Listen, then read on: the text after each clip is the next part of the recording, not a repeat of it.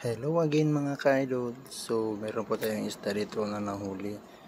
So tinatawag po ito sa amin na dali-dali. Pero sa Tagalog ito po ay tampal poki. So hindi ko po alam kung ano ang masarap na luto para dyan. Kasi ngayon ko lang din yan nakita or nahawakan. First time ko mahawakan yan kasi nahuhuli din yan ng mga mangingisda dito sa amin. So guys, sa mga naalam dyan ano ang magandang luto nito. So napakatalim na mga ngipin niya. Yung mahawakan mo lang yung ngipin niya siguro masusugatan yun. Kasi nung nahawakan ko, accidentally nahawakan ko yung ngipin niya. Nasugatan talaga ako. Ita kay ngipon oy. Pag meron akong nahawakan Dali-dali. isda.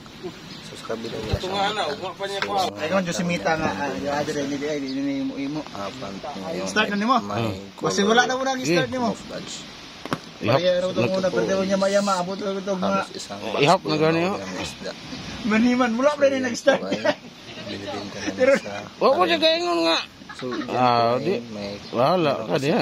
Nabito ni dagang pagdalo diri yo no.